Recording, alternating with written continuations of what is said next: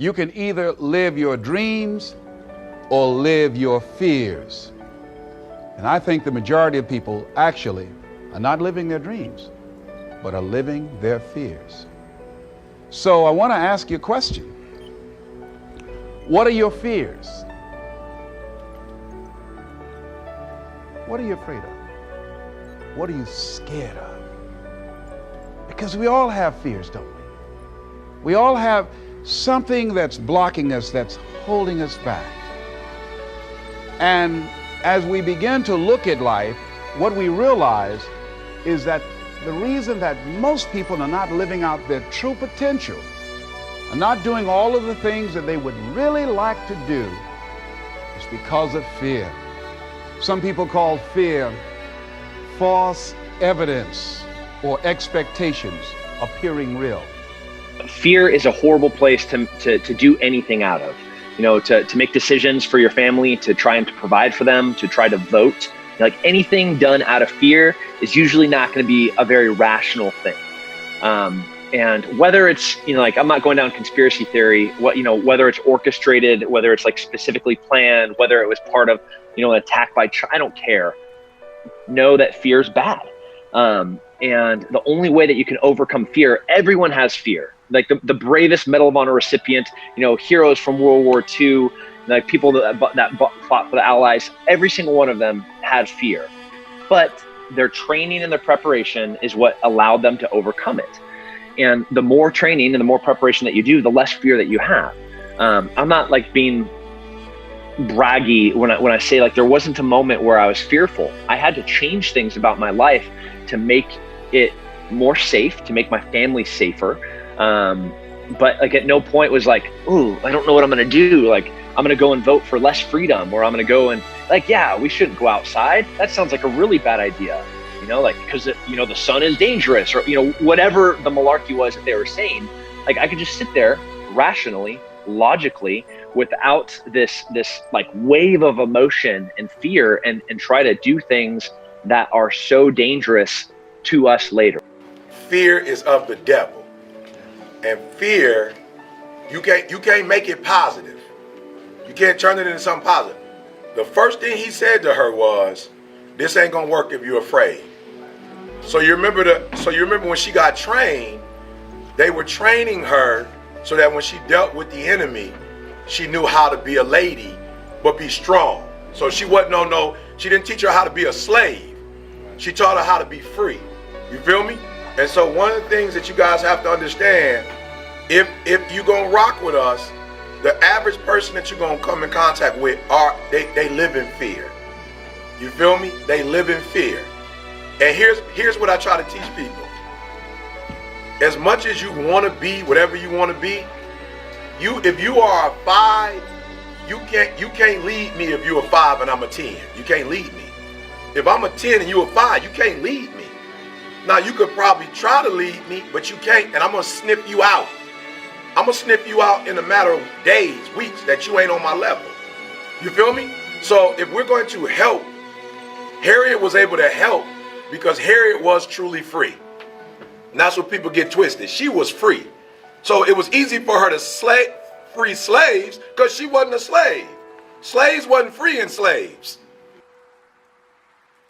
I just want to make sure y'all hear what I'm saying. Slaves wasn't freeing slaves. And if y'all remember in the movie, there were dudes who were free among slaves. So Harriet looking at them in chains and she free. So you can't be in chains freeing people. You can't be in chains freeing people. You got your own bondage. I'm gonna free you if but how do you become a slave? You're introduced to slavery through some form of fear. I never knew it until I saw it. I was like, yo, you super emotional. That's sweet on you. That's sweet on YouTube. That's sweet when you're talking to 10,000 people. But when you one-on-one with your girl, that's too much energy. And you got to pull it back. So when I took the test, I saw my girl in 99D, which means when you start coming at her like that,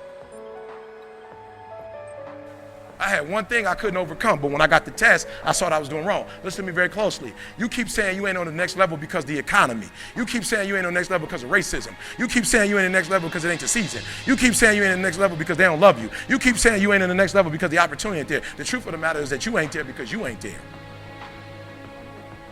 I could have fixed this years ago, but I didn't know it was a problem. But that's why it's important to do professional development. I spent money to get this after I got my PhD, because I wanted to get better because it wasn't working. And although we might not have argued, it might have been like once every 3 months. But let me tell you something. When you don't argue for 3 months, that day you do argue, it negates everything. It tears everything up. And I was tripping because I was like, it ain't fair for you to tell me not to be emotional just because you ain't emotional. But it was like, Eric, it doesn't matter. Do you want this marriage to work or not? And there's some of you, you know what you want. You know what you want. But you are not personally willing to do the work it takes to get it. What you're trying to do is do what you've done on this level and get the next level.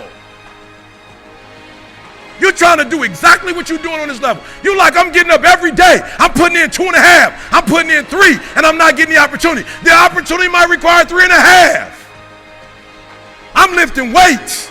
I'm eating right, and I'm not getting the opportunity. It might require getting up and working out 3.5. It might require you saying no to your friends. It might require you changing your diet. It might require you moving to another city. Whatever it takes, you got to be willing to do it. And you keep saying you're not there because of something else, because it's easier to blame somebody else.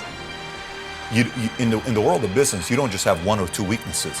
Imagine all of a sudden one day, 50 weaknesses are exposed, all at the same time.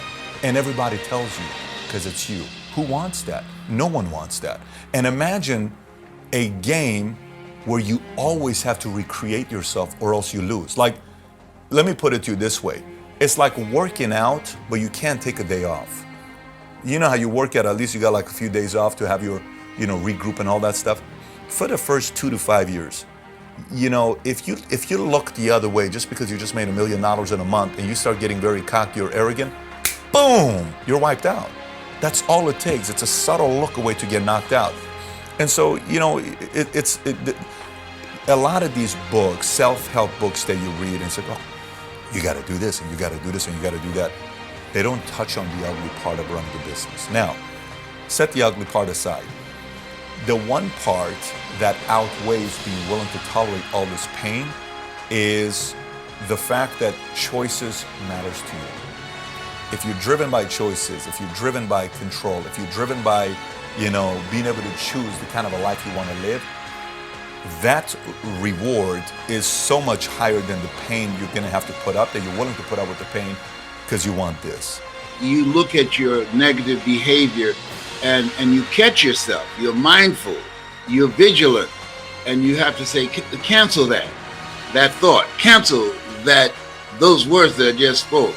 That this is a time where you have to be vigilant to build a new you. And so we're talking about, this is it. Just 7 days now. This is the next day. So it's something else to do that. A 7-day mental diet. A 7-day mental diet is not easy.